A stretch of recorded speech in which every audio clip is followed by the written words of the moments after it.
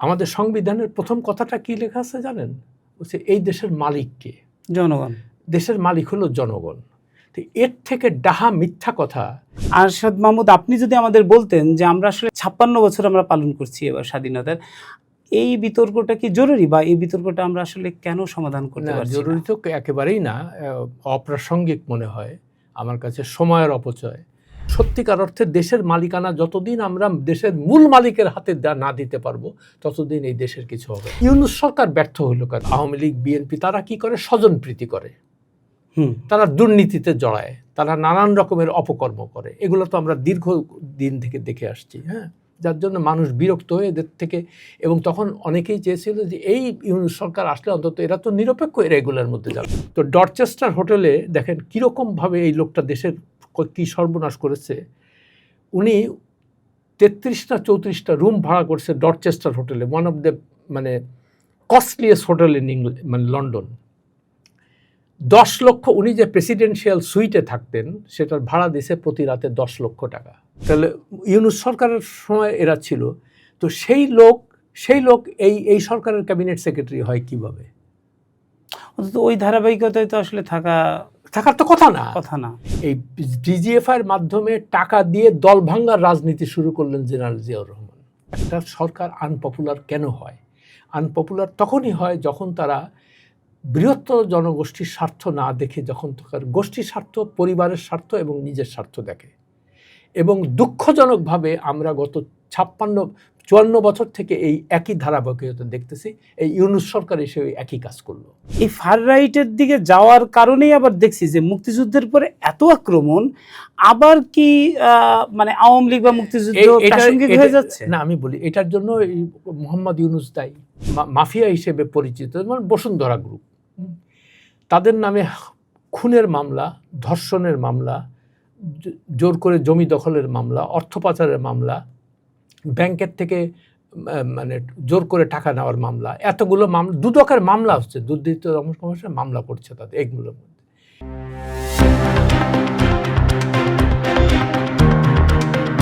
সবাইকে শুভেচ্ছা। আমরা শুরু করছি আরিফুজ্জামান তুহিনের কথাবার্তায়। আজকে আমাদের অতিথি আছেন আরশাদ মাহমুদ। আরশাদ মাহমুদ কাজ করেছেন new York Times, Washington post, প্রথম আলোতে, দীর্ঘদিন কাজ করেছেন গার্ডিয়ানে, নিউ ইয়র্ক টাইমস এবং ওয়াশিংটন পোস্টে। আরশাদ মাহমুদ, আপনাকে ধন্যবাদ আমাদের স্টুডিওতে আসার জন্য। আজকে আমরা আরশাদ মাহমুদের সাথে আসলে আলোচনা করতে চাই যে স্বাধীনতার 56 বছর পরেও কেন বা কি কারণে এইখানকার যে আলোচনাগুলো হচ্ছে, বিশেষত ঘোষক নিয়ে, সেই বিতর্কটা আসলে এত জরুরি কিনা। কারণ আমাদের এই মুহূর্তে অর্থনীতির অবস্থা খুবই খারাপ, আমাদের কলকারখানা বন্ধ হয়ে আছে, আমাদের অনেক মানুষ বেকার। এই পরিস্থিতিতে এই আলোচনাটা ঘুরে ফিরে 56 বছরে আমরা সমাধান করতে পারিনি।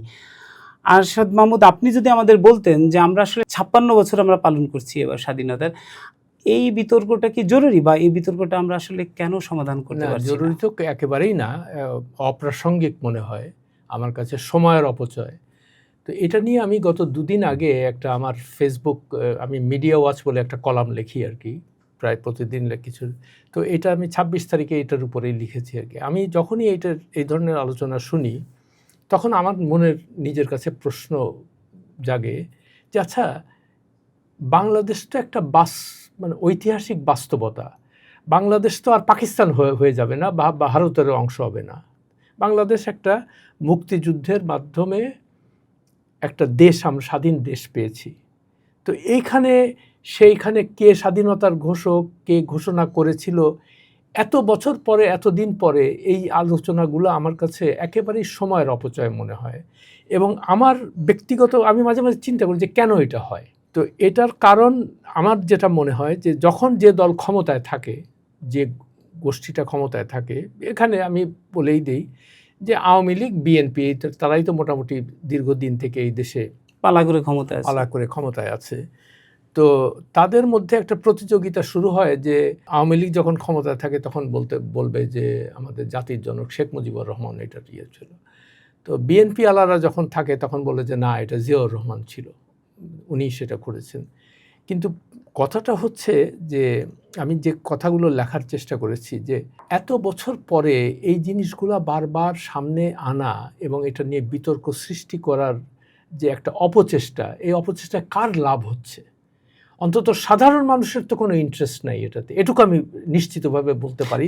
আচ্ছা, তাহলে এইটা কি এরকমভাবে আমরা দেখতে পারি কিনা যে শাসক শ্রেণীর ভেতরে যে দুইটা দল আসছে তাদের মধ্যে মতাদর্শিকভাবে বা ধরেন রাষ্ট্র পরিচালনা করার ক্ষেত্রে চরম রকমের একটা ধরেন বিভাজন আছে আর কি, কিন্তু আমরা তো দেখতেছি দুইজনের পলিসি, ওয়ার্ল্ড ব্যাংক, বিশ্ব ব্যাংক, IMF একই রকমের অর্থনীতি তারা আসলে দুইজনই পরিচালনা করেন।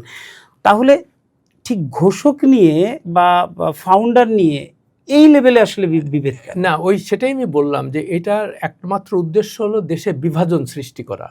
মানে এমনি তো একটা পোলারাইজ সোসাইটি এটা, তার মধ্যে উচিত ছিল কি যারা সত্যিকার অর্থে দেশপ্রেমিক হবে বা শাসন ক্ষমতায় যারা সত্যিকার অর্থে যদি বলে যে না আমরা দেশের মানুষের মঙ্গল চাই, তো তখন তো তারা অপ্রয়োজনীয় বা নন ইস্যুগুলোকে ইস্যু বানাবে না। তারা চিন্তা করবে যে আমাদের কাজ হবে কি দেশে সাধারণ মানুষ কিভাবে ভালোভাবে খেয়ে পরে থাকতে পারে। আমি যারা যুবক শ্রেণী আছে তারা পাশ করার পরে বা পাশ না করলেও তাদের কর্মসংস্থানের ব্যবস্থা করা, তাদের চিকিৎসার ব্যবস্থা করা, তারা যেন স্কুল কলেজে মানে পড়তে পারে সেইগুলার স্কুল কলেজের শিক্ষার মান উন্নয়ন করা, হসপিটালগুলোর মান উন্নয়ন করা, এইগুলো নিয়ে তারা কথা বলবে। আরেকটা জিনিস লক্ষ্য করেন, আমাদের মানে কত বড় ভাওতাবাজি এই সমস্ত তথাকথিত রাজনৈতিক দল বা ক্ষমতাসীন যারা ক্ষমতায় আসে। আমাদের সংবিধানের প্রথম কথাটা কি লেখা আছে জানেন? বলছে এই দেশের মালিক কে? জনগণ। দেশের মালিক হলো জনগণ। তো এর থেকে ডাহা মিথ্যা কথা, মানে এখন একটা জিনিস চিন্তা করেন, আর মালিক কারা আর ভৃত্য কারা?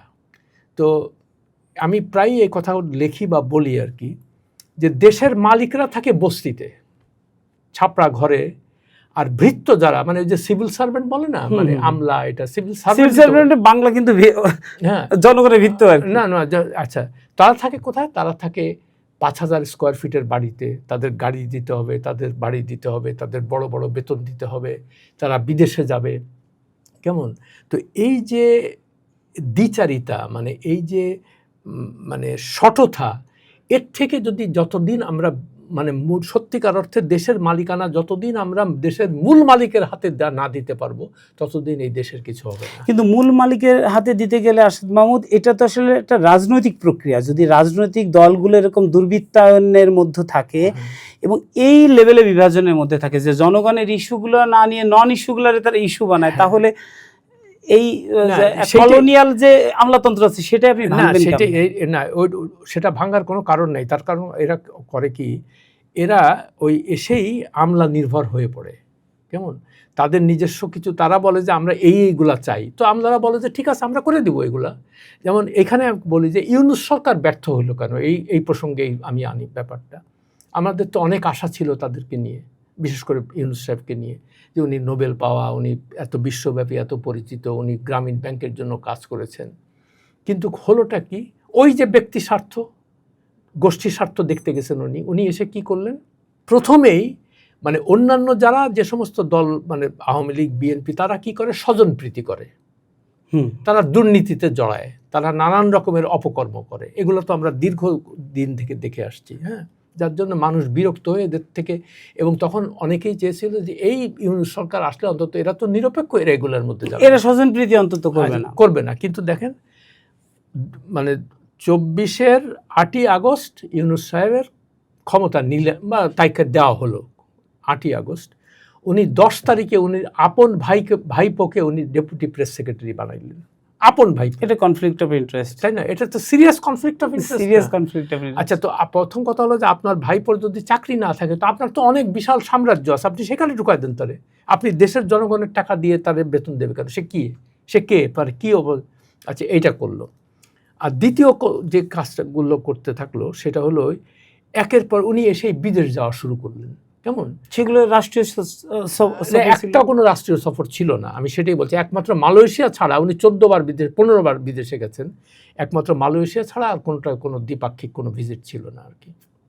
আমি তো মানে সেটা আমি বিভিন্নভাবে প্রমাণও করেছি। নিয়ম হলো যে দ্বিপাক্ষিক ভিজিট যখন হয় তখন হোস্ট কান্ট্রি যারা দাওয়াত দেবে তারা এইটার খরচ বহন করে, মানে ওখানকার থাকা খাওয়া সব কিছু ইয়ে করে। তো আমার কথা হলো, যদি দ্বিপাক্ষিক ভিজিট হয়ে থাকে তাহলে আপনার খরচ বাংলাদেশ গভর্নমেন্ট বা আপনি যে 50 জন লোক সাথে করে নিয়ে যান, এই গভর্নমেন্টের এই পয়সা মানে জনগণের টাকা কেন এটার পিছনে খরচ করবে? এটা তো সব আপনার মানে ব্যক্তিগত। আপনি বলতে চাচ্ছেন হোস্ট কান্ট্রিগুলো এই টাকা দেয় না? দেয় নাই, না দেওয়ার তো কোনো প্রশ্ন নেই, দেওয়ার প্রশ্ন নাই। তা বোঝা যায় কেমন, যেমন উনি কাতারে গেলেন, বলছেন যে এটা দ্বিপাক্ষিক, কাতার আমিরের সাথে বৈঠক হবে, এটা সবে দ্বিপাক্ষিক বিষয়, যে দেখা গেল সে আমিরের খবরই নাই। তারপরে যখন প্রশ্ন তোলা হলো যে কী ব্যাপার, আপনারা তো বলে গেলেন যে কাতারের আমিরের সাথে দেখা হবে, বলে উনি তো একটু ব্যস্ত আছে, ওনার মার সাথে দেখা করছে। আরে পূর্ব নির্ধারিত সফর মার সাথে? না না, আর মা কে? মা তো সরকারি কেউ না। তারপরে বললো যে ওনার মা খুব পাওয়ারফুল, ওই ছেলেকে বলবে যে এই বাংলাদেশকে $2 বিলিয়ন দিয়ে দাও, দিয়ে দিল আর কি। মানে বাটপাড়িটা কোন লেভেলের হইলে। তারপরে ইংল্যান্ডে গেলেন উনি, বললো যে দ্বিপাক্ষিক সফরে উনি ওখানে ব্রিটিশ প্রাইম মিনিস্টারের সাথে দেখা করবেন। তো এগেন, তো ব্রিটিশ প্রাইম মিনিস্টারের সাথে যদি দেখা করতে যায়, মানে তার সেখান থেকে দাওয়াত আসছে, তো ডরচেস্টার হোটেলে দেখেন কীরকমভাবে এই লোকটা দেশের কী সর্বনাশ করেছে। উনি 33 না 34টা রুম ভাড়া করছে ডরচেস্টার হোটেলে, ওয়ান অফ দ্য মানে কস্টলিয়েস্ট হোটেল ইন ইংল্যান্ড, মানে লন্ডন। 10 লক্ষ, উনি যে প্রেসিডেন্সিয়াল সুইটে থাকতেন সেটার ভাড়া দিয়েছে প্রতি রাতে 10 লক্ষ টাকা প্রতি রাতে। তারপরে সঙ্গে আরেকজনকে নিয়ে গেছে, আরও 33 না 39 জনকে নিছে টোটাল। সেখানে খলিলুর রহমানকে নিছে, এখন যে পররাষ্ট্রমন্ত্রী দিচ্ছে, তখন তাকে কি ন্যাশনাল সিকিউরিটি অ্যাডভাইজার নাকি, তার জন্য রুম ভাড়া দিচ্ছে প্রতি রাতে 8 লক্ষ টাকা। তো প্রতি রাতে 10 লক্ষ টাকা মানেটা কি? এখানে একটা পরিবার সারা বছর চলতে পারে সেই টাকা দিয়ে। একটা গরিব পরিবার, 4 জনের একটা গরিব পরিবার, সেটা উনি প্রতি রাতে এইটা, উনি 5 দিন ছেলে 50 লক্ষ টাকা গেছে খালি তার হোটেল খরচে, মানে এটার প্লেন ফেয়ারটার সব কিছু বাদে, খাওয়া দাওয়া বাদে। তো যাই হোক, যে কথাটা তো আমাদের 18% লোকের দৈনিক আয় $2.5 না, তো এখন যে কথাটা বলছিলাম যে উনি এসে ওই আমলাদের উপর নির্ভর করার ফলে আমলারা চিন্তা করলো, যারে এই লোকটা তো পেয়ে বসছি এখন। মানে একটা মানুষ যদি নৈতিকভাবে অসৎ হয়, অনৈতিক হয়, তখন ওই আমলারা সেটা সুযোগ নেয়। তো তারা বলল কি যে আমাদের বেতন বাড়াও, আমাদের নতুন গাড়ি দাও, আমাদের 9000 ফিটের স্কোয়ার বাড়ি দাও। তো আমলারা যা বলতেছে সব কিছু হ্যাঁ হ্যাঁ হ্যাঁ করে যাচ্ছে। কেন করতে পারছে? বিকজ তারা চিন্তা করছে যে এই লোকটা তো এটা তো ডিসঅনেস্ট লোক, ইমমরাল লোক, কেমন, ফলে একে, যার জন্য এই সরকারটা ব্যর্থ হলো। তারপরে মপতন্ত্র, লুটপাট, মানে যখন, যাই হোক, আমরা যে কথাটা মানে তাহলে কি ইউনূস সরকার যে কারণে ব্যর্থ হলো, আমরা সেই ধারাবাহিকতা কি আপনি দেখছেন? এখনো দেখতে পাচ্ছি, এখনো আমার কাছে এখনো কোনো কিছু মনে হচ্ছে না। তার কারণ দেখেন, ইউনূস সরকারের একজন ছিল, ওই মানে হোম সেক্রেটারি ছিল নাসিমুল গনি, 1982 সালের 1982 ব্যাচের। তো তারা এসে বলল যে এদের উপরে, মানে নতুন সরকার যারা, তারা বলল যে দেখেন, আওয়ামী লীগ আমাদেরকে মানে বঞ্চিত করছে, আমরা পদোন্নতি বঞ্চিত হয়েছি, আমাদের সুযোগ সুবিধা কোনো কিছু দেয় না, যেহেতু আমরা বিএনপির ঘরানোর লোক ছিলাম সেই জন্য। তো তখন ইউনূস সাহেব যদি মানে সত্যিকার অর্থে নিরপেক্ষ হইতেন এবং তার যদি এরকম মোরাল স্ট্রেংথ, তিনি বলতেন যে দেখেন, এটা একটা নিরপেক্ষ সরকার, এখানে তো কোনো দলীয় লোকজনের কোনো স্থান নাই। আপনি যেহেতু বলছেন আপনি বিএনপি ঘরানার লোক, সেই জন্য তো আপনাকে আমরা নিব না, সেটাই তো হওয়া উচিত ছিল, তাই না? তো যেহেতু তুমি অলরেডি বলছো যে তুমি বিএনপি ঘরানা দেখে আমাকে আওয়ামী লীগালারা পানিশমেন্ট দিছে, এই জন্য আমাকে আপনি পুনর্বাসন করেন, তো তখনই তো তাদেরকে বলা উচিত ছিল যে না, আমরা এরকম কোনো লোক। এবং মানে সেক্রেটারিয়েটে আমার ধারণা এখনও বিএনপি আওয়ামী লীগ করে না এমন অফিসাররা আছে, সংখ্যা বেশি, কিন্তু তারা চুপচাপ থাকে আর কি। তো খুঁজে খুঁজে তাদের বের করা হতো। তো এই নাসিমুল গনিরা এসে তাদের উপর ভর করলো এবং তারা এই সমস্ত টকল করে 82 ব্যাচের সমস্ত, এই যে দুদকের চেয়ারম্যান হয়েছিল আব্দুল মোমেন, এরা সবাই আর কি এগুলা। তারপরে ক্যাবিনেট সেক্রেটারি ছিল কি আব্দুর রশিদ। আচ্ছা, তাহলে ইউনূস সরকারের সময় এরা ছিল, তো সেই লোক সরকারের ক্যাবিনেট সেক্রেটারি হয় কিভাবে? ওই ধারাবাহিকতায় তো আসলে থাকার তো কথা না। প্রথম কথা হলো যে যেহেতু তুমি ওই সরকারকে সার্ভ করেছো, আর যেহেতু ইউনূস সরকার একটা বিতর্কিত সরকার ছিল, ফলে তাদের নিয়োগকৃত কোনো কর্মকর্তাকে আমরা এখানে জায়গা দিব না, পিরিয়ড। আর তখন কিছু দরকার ছিল। এই জন্য বলছি যে তারেক রহমানের কতগুলো জিনিস আমার ভালো লেগেছে, যেমন তিনি খুব সাধারণ কাপড় চোপড় পরে অফিসে যান, তারপরে ওই গাড়িতে ফ্ল্যাগ ব্যবহার করেন না, মানে সরকার এখনো উনি অন্তত এখনো পর্যন্ত প্রধানমন্ত্রী যেভাবে বাংলাদেশে আমাদের মানুষ পথে আছে সেইটা না। কিন্তু আবার কাছে এটাও মনে হচ্ছে যে যেভাবে বিভিন্ন বিশ্ববিদ্যালয়গুলোর ভাইস চ্যান্সেলর কিংবা অন্যান্য পদ পদবিতে যাদেরকে বসাচ্ছে তারাও আবার ওই আগের আমলের মতোই ওই শেখ হাসিনা। কিন্তু এগুলো কি চেঞ্জ করা না করে থাকতে পারতো? কারণ ইউনূস সরকার তো সব জামাতের লোকগুলোকে ভিসি বানিয়ে না সেটা আমি সেটাই বলছি যে তখন প্রথম কথা যাদের পলিটিক্যাল কালার আছে সেখানে আমি কাউকে দিব না, তার কারণ তুমি একটা দলের পারপাস সার্ভ করবো। তাইলে ঠিক আছে, তুমি বিএনপির সমর্থক ছিলা, খুব ভালো কথা, আমরা তোমাকে অন্যভাবে রিহ্যাবিলিট করবো, কিন্তু আমরা চাচ্ছি শিক্ষা প্রতিষ্ঠান বা এই ধরনের সাংবিধানিক যে পদগুলো আছে এগুলোতে সম্পূর্ণভাবে নিরপেক্ষ লোক থাকবে, যাতে করে তারা কোনোভাবে ইনফ্লুয়েন্স না হয়, তারা সত্যিকার অর্থে কাজ করতে পারে, সেরকম লোকজনকে আমরা দিব। তো সেটা তো তারা করছে না, এবং জনমনে ইতিমধ্যেই নানান রকমের সন্দেহ দেখা দিচ্ছে এইসব নিয়ে। তারপরে যেটা বললাম যে এই যে স্বাধীনতার ঘোষণা নিয়ে, তার তো উচিত ছিল যে আমি এইসবের মধ্যে এখন আর যাব না, তাদের বলা উচিত ছিল যে স্বাধীনতা বাংলাদেশের স্বাধীনতা একটা বাস্তবতা, অতএব এটাকে অস্বীকার করার কোনো উপায় নেই, ইতিহাস বলবে কার কী ভূমিকা ছিল। শেখ মুজিবুর রহমানের তিনি পরে বিতর্কিত হয়েছেন, কিন্তু তার নেতৃত্বে যে বাংলাদেশের মুক্তিযুদ্ধ হয়েছিল এটা তো অস্বীকার করার কোনো উপায় নেই। একই সঙ্গে জেনারেল তখন তো মেজর জিয়া, আমি তখন কলেজে পড়ি আর কি, আমি আমার খুলনার গ্রামের বাড়িতে ছিলাম সেই মুক্তিযুদ্ধের সময়। তো 25 তারিখে তো ক্র্যাকডাউন হলো, 25শে মার্চ 1971 সালের রাতে। তো আমরা তো সবাই স্বাধীনতার তার আগে 7ই মার্চের বক্তৃতা আমরা শুনেছি, তো আমরা তো দেখলাম যে পাকিস্তানের সঙ্গে আমাদের থাকার আর কোনো স্কোপ নাই। তো এখন শেখ মুজিব কোথায় ছিলেন কি আমরা কিছু জানতে পারছিলাম না, সব অন্ধকারে। হ্যাঁ, পরে তো জানলাম যে তাকে পাকিস্তানে নিয়ে গেছে আর কি। তো তখন ওই অনিশ্চয়তার মধ্যে সম্ভবত 27 তারিখ অথবা 28 এরকম একটা সময় আমি গ্রামের বাড়িতে রেডিওতে হঠাৎ করে মেজর জিয়ার মানে কণ্ঠটা শুনলাম যে আমরা ইংরেজিতেই সম্ভবত যতদূর মনে পড়ে বলেছিলেন যে আমরা এরকম পাকিস্তানের বিরুদ্ধে বিদ্রোহ করেছি এবং আমরা স্বাধীনতার পক্ষে এখন আমরা লড়াই করব আর কি। তো এটা শোনার পরে আমি ব্যক্তিগতভাবে খুব উজ্জীবিত হয়েছি। সত্যি কথা, এই ভাষণ সাধারণ মানুষ এবং মানে সত্যি কথা তখন তো আর কোনো নেতৃত্ব ছিল না, জানা যাচ্ছিল না মানে কি যে হচ্ছে তখন ওই যে জিনিসটা। অর্থাৎ মানে জিয়াউর রহমানের যে ভূমিকা, মানে উল্লেখযোগ্য ভূমিকা, সেটাও তো অস্বীকার করার উপায় নেই। তার অর্থ এই না যে জিয়াউর রহমানের নেতৃত্বে দেশ স্বাধীন হয়েছে, তা তো না। Ziaur Rahman was one of the sector, সুযোগও নাই সেটা না, he was one of the sector commanders. 11টা সেক্টরের ছিল, উনি একটা সেক্টরের জেট ফোর্সের উনি অধিনায়ক ছিলেন। সেখানে জেনারেল শফিউল্লাহ ছিল, মেজর জলিল ছিল, খালেদ মোশাররফ ছিল, আবু ওসমান চৌধুরী ছিল, গ্রুপ ক্যাপ্টেন একে খন্দকার ছিলেন। যাই হোক, তো তার তো সব হলো। তো হ্যাঁ, তো জিয়াউর রহমানের ওই যে ভূমিকাটা তখনকার ওই রকম একটা ক্রিটিক্যাল সময়ে, সেই জন্য মানুষ তাকে মনে রেখেছে।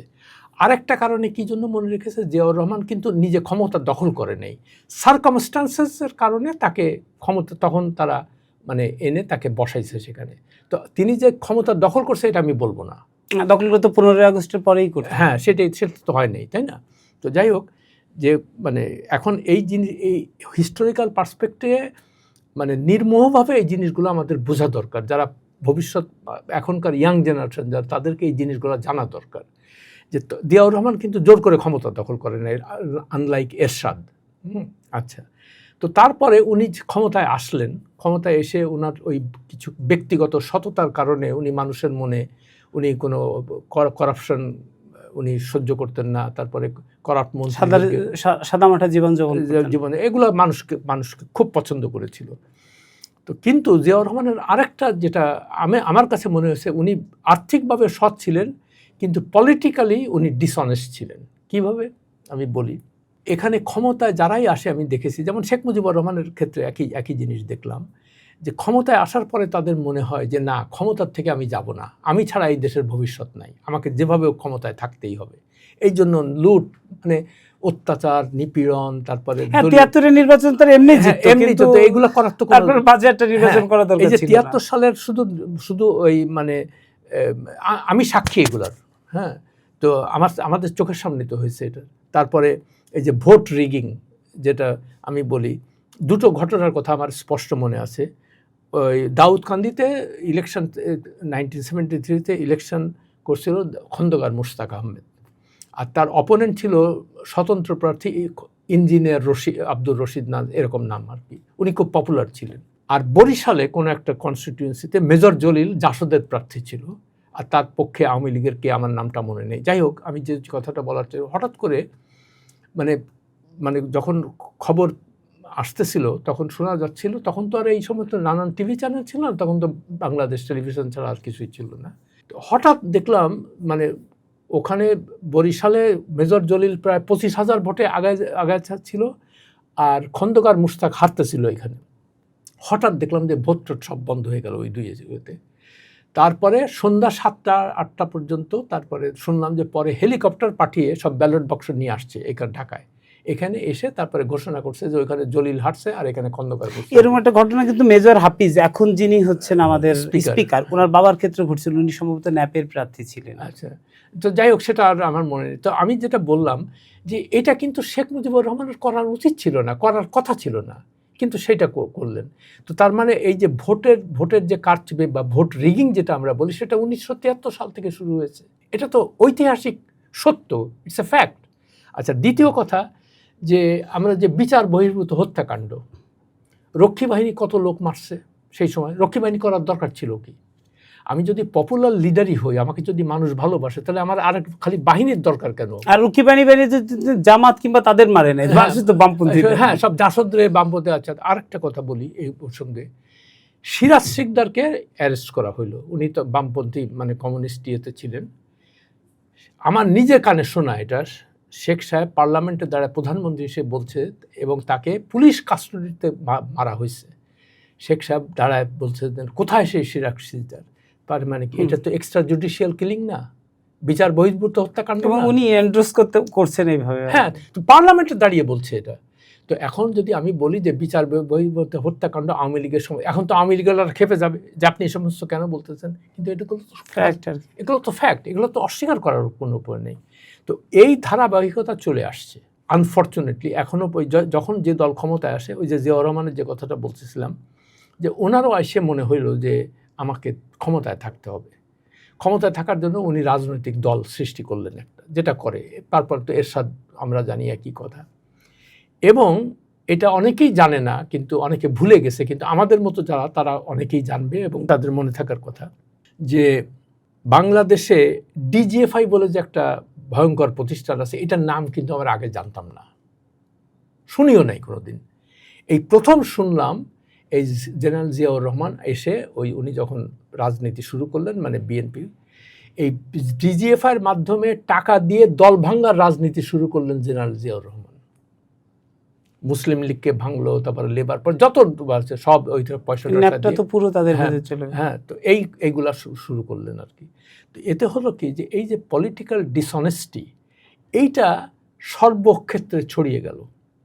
আর ক্ষমতায় থাকতে গেলে বিভিন্ন লোককে একটু মানে তোষামত করতে হয়, খাতির করতে হয়, তাদেরকে দলে রাখতে গেলে, সেটাই হইল।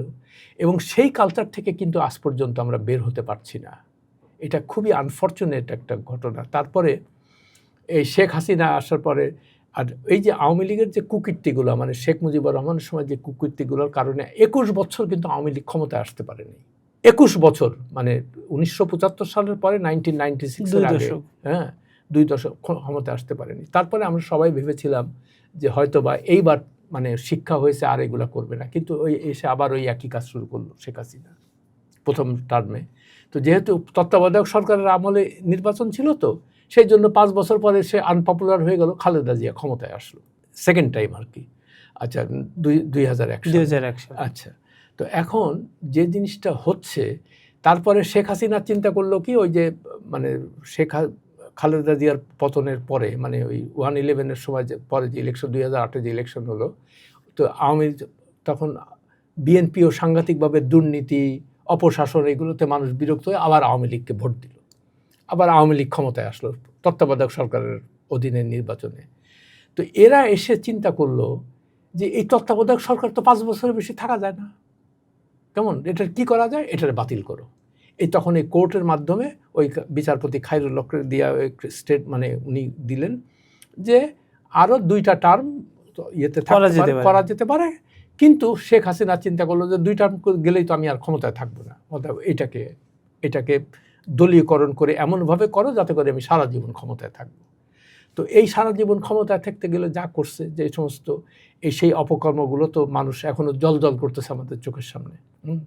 তো যে কারণে তারকে পলায় যেতে হলো দেশ থেকে, এবং মানে তার বাবাকে যে জোর করে তিনি মানুষের মনের মধ্যে ঢুকাতে চাচ্ছিলেন, জোর জবরদস্তি, এই মুজিব কর্নার করো, এই প্লেনের মধ্যে তার ছবি লাগাও, এটা করো সেটা, মানুষজন বিরক্ত হয়ে গেল যে কি আমি তো তাকে ভালোবাসবো, তুমি আমাকে জোর করে বাসাবা কেমন, এটা কি হয় নাকি?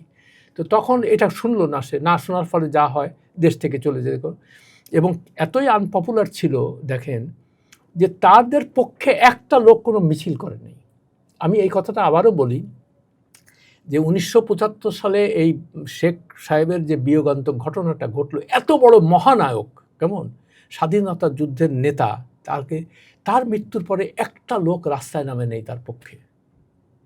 মানে চিন্তা করে সারা পৃথিবীতে জাতীয়তাবাদী নেতা হিসেবে আমরা দেখি অনেক বড় নেতা, তাই না? কিন্তু একটা লোক তার পক্ষে রাস্তায় নামে নেই, উল্টা মানুষ উল্লাস করেছে অনেক জায়গায়, এটাও শুনেছি। এবং ওই যেটা হয় আর কি, মানুষজন বিরক্ত হয়ে যে কি মানে এরকম শাসন তো আমরা চাই নেই।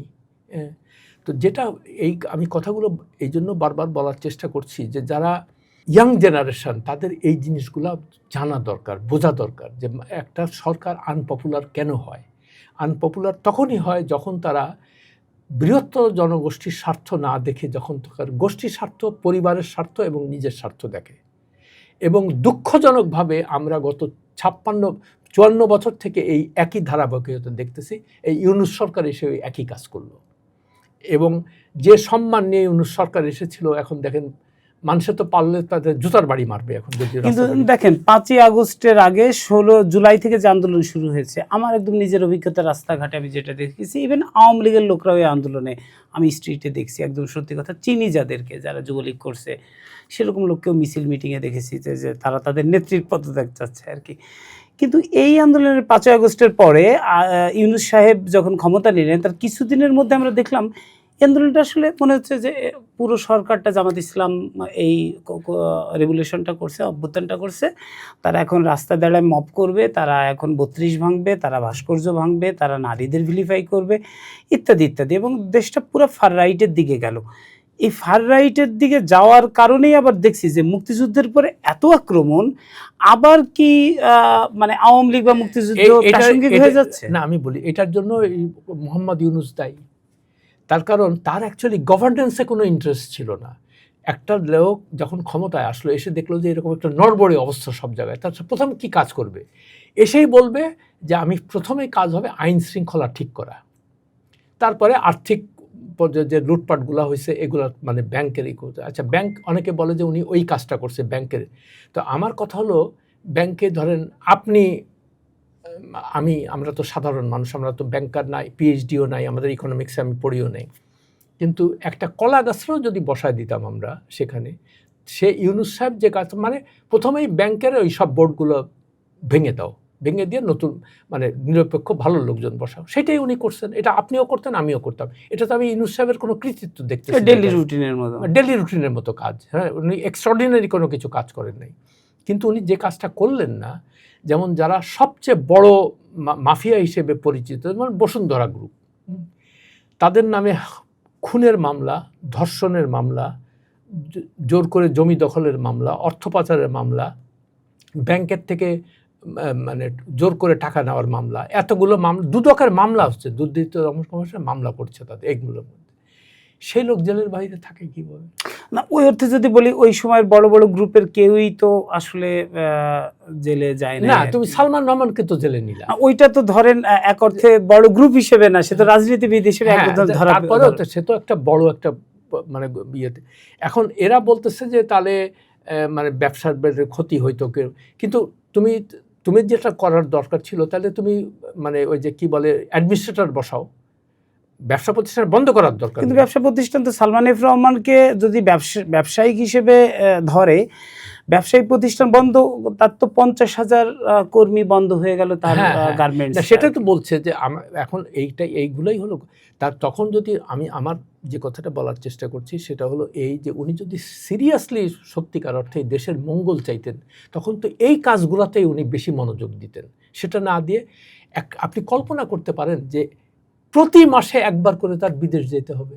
একবার করে বিদেশ যাওয়া মানে কি 7, 8, 10 দিন একটা লোক নাই, মানে দেশের যে চিফ এক্সিকিউটিভ, বিশেষ করে এরকম খারাপ সময়। হ্যাঁ এরকম, তখন তো তার উচিত ছিল যে আমি কোথাও কোথায় যাব না, একমাত্র কাজ হবে আমরা যে কদিন আছি আমরা এই দেশটাকে আগে ঠিক করব, তারপরে একটা নির্বাচন দিয়ে আমরা এখান থেকে চলে যাব।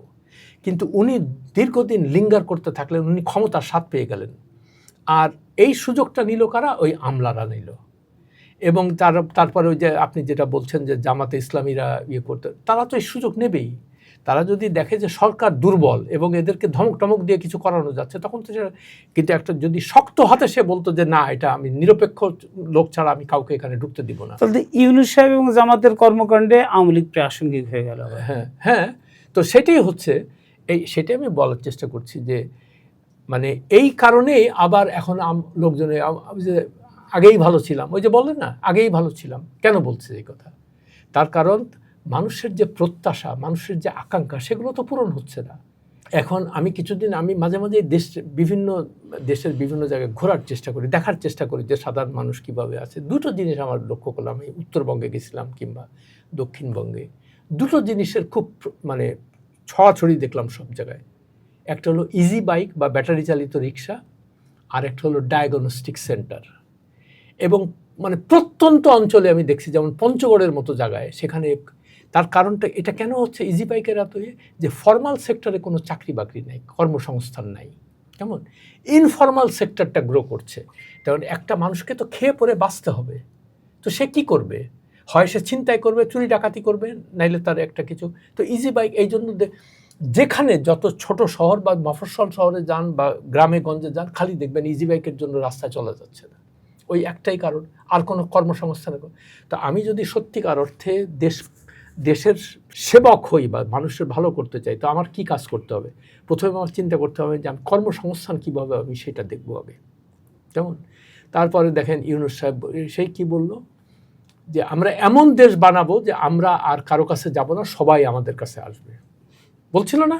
আচ্ছা, এখন কেউ তো আর আমাদের কাছে আসে না, উল্টা আমরা যেখানে যেতে চাচ্ছি আমরা দেখতেছি কি আমাদের সব দরজা বন্ধ হয়ে যাচ্ছে। বাংলাদেশি পাসপোর্ট হইলে তোমার ভিসা নাই, বন্ধ করো।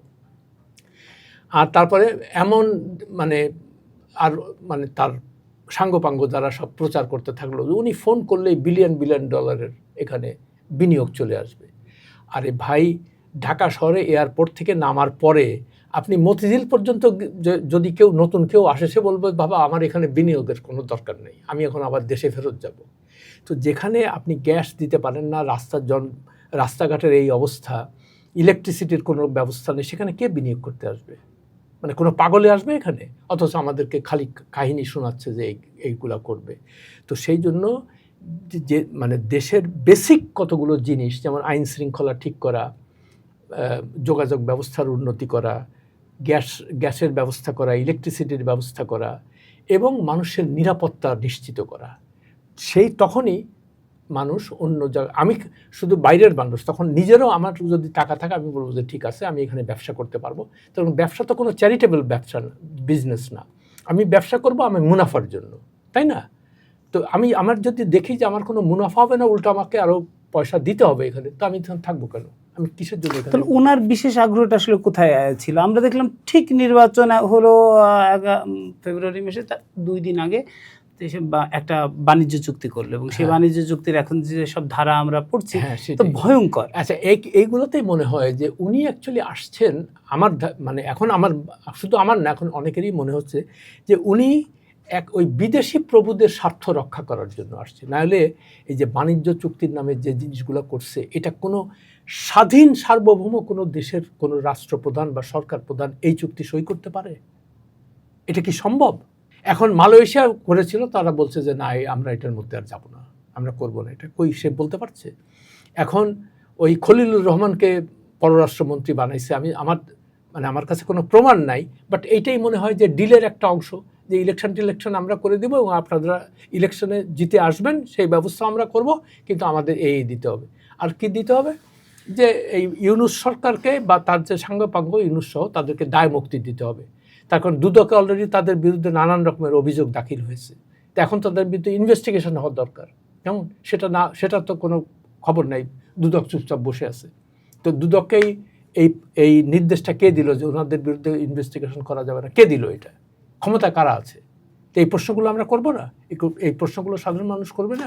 আপনি বলতে চাচ্ছেন যে বাস্তবতা ইউনূস ক্ষমতায় এসেছেন, ডক্টর ইউনূস, সেইটার একটা এক্সটেনশন বা ধারাবাহিকতা কি এই সরকারের মধ্যে? তাই তো দেখতে পাচ্ছি, সেটাই তো দেখতে পাচ্ছি। যদি তাই না হয়, যদি সত্যিকার অর্থে এই সরকার যদি ন্যায় এবং আইনের শাসনে বিশ্বাস করে, কেমন, তাহলে তো উচিত যে আইনের শাসন কথাটার অর্থটা কি, যে আইন সবার জন্য সমান হবে। কেউ যদি প্রভাবশালী হয় বা বড় লোক হয় বা শাসন ক্ষমতায় থাকে, সে যেন আইনকে কোনোভাবে প্রভাবিত করতে না পারে। এটাই তো আইনের শাসনের মূল কথা, তাই না? তো তাই যদি হয়, তাহলে এরা মানে আইনকে বৃদ্ধাঙ্গুলি কিভাবে দেখাচ্ছে? তাদের বিরুদ্ধে আইন থেমে গেছে কেন? তো আপনি যদি বেসিক্যালি এই জিনিসগুলো ঠিক করতে না পারেন, মানুষের মনে আস্থা কখন আসবে? মানুষ যখন দেখবে যে তুমি যত বড়ই পাওয়ারফুল, তুমি অন্যায় করলে তুমি ধরা পড়বা। এই আস্থা বা এই বিশ্বাস যতদিন সাধারণ মানুষের মধ্যে না আসবে, ততদিন এই দেশের কোনো উন্নতি আমি দেখতে পাচ্ছি না, সত্যি কথা বলতে কি। কিন্তু বিএনপি তো এবার একটা বড় ইশতেহার দিয়ে এসেছে এবং মানুষের মধ্যেও আমরা কিছু আগ্রহ উদ্দীপনা দেখতে পেয়েছি। যেমন আমরা যেটা ভালো জিনিস, যেমন ওই যে বললো যে ফ্যামিলি কার্ড চালু করছে, ভালো কথা। কৃষক কার্ড চালু করলো, তারপরে আরও দুই একটা মানে সম্ভবত আরও খুব একটা কিছু করবে আর কি, না গাছ লাগানোর একটা বড়। আচ্ছা, এগুলো তো এখন আমি 25 কোটি গাছ লাগাবো, তো এগুলো তো সংখ্যা, কেমন। তারপরে খাল খনন কর্মসূচি শুরু করলো। তো এই প্রসঙ্গে আমি একটা কথা বলি, এখানে কিন্তু সাংবাদিকদের একটা অত্যন্ত গুরুত্বপূর্ণ ভূমিকা আছে। যারা সত্যিকার অর্থে সাংবাদিকতা করতে চায় বা সংবাদ মাধ্যম মানে টিভি চ্যানেল বা পত্রিকা, এটা হলো এই যে শাসন ক্ষমতায় থেকে যারা এই ধরনের কথাবার্তা বলে, এই জিনিসগুলোকে ফলো আপ করা। আচ্ছা, আপনি যে খাল খনন করার কর্মসূচি শুরু করেছেন, আগামী মানে এক মাসের মধ্যে কতগুলো খাল খনন করা হয়েছে এবং তার বেনিফিটটা কিভাবে পাচ্ছে এবং এর পিছনে কত টাকা ব্যয় হয়েছে? অধিকাংশ খাল যে নদী থেকে যে পানি আসবে, বেসিক্যালি তো এটা আপনার ইরিগেশন এবং আমাদের ফসলের জন্য খনন করা হচ্ছে।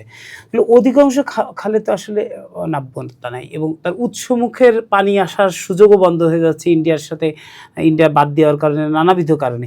সেরকম একটা সময়ে খালকাটা কর্মসূচি আর জিয়াউর রহমানের খালকাটা কর্মসূচি, আসলে এই দুটোর মধ্যে আমার কাছে ব্যক্তিগত মনে হয় অনেক ফারাক আছে। আচ্ছা, আমি প্রথম কথা হলো যে আমি তো ব্যক্তিগতভাবে আমি কোনো এক্সপার্ট না, আমি জানি না এটা।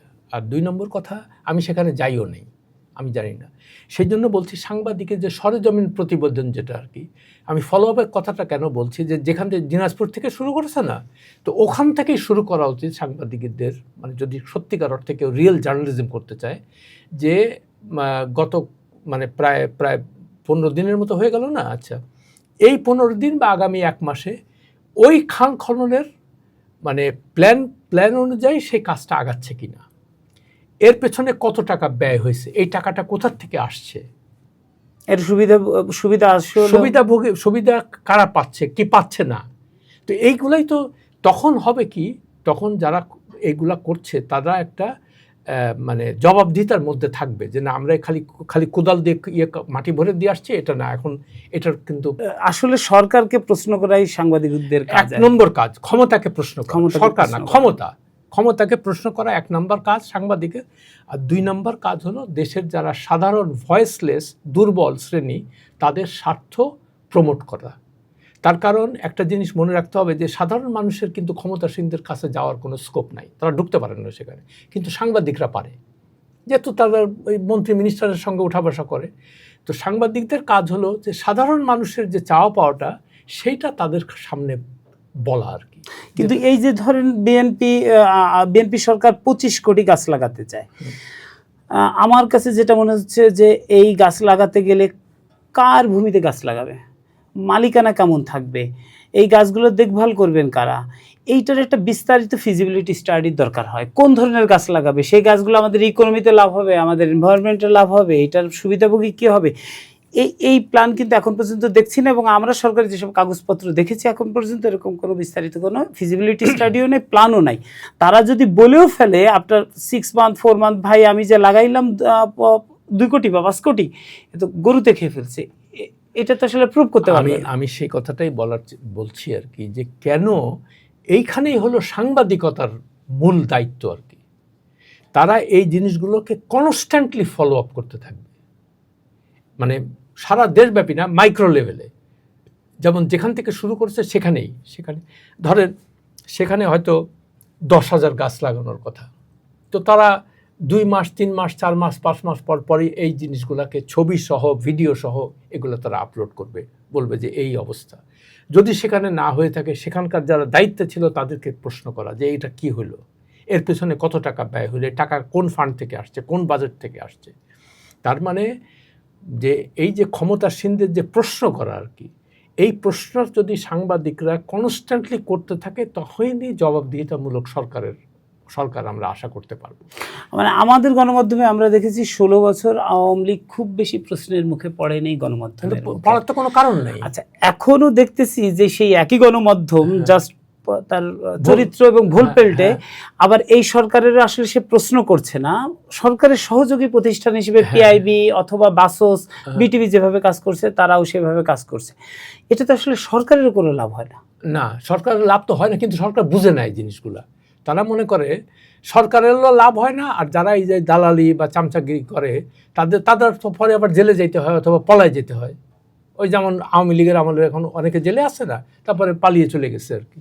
তো আমার কথা হলো যে আপনি যদি সত্যিকার অর্থে মানে সাংবাদিকতার যে মূল নীতি বা চরিত্র সেটাকে যদি ঠিক রাখতে চান, তাহলে তো আপনাকে এইসবের থেকে দূরে থাকতে হবে। তো আমি তারেক রহমানকে বলবো যে আপনি এগুলোর থেকে শিক্ষা নেন।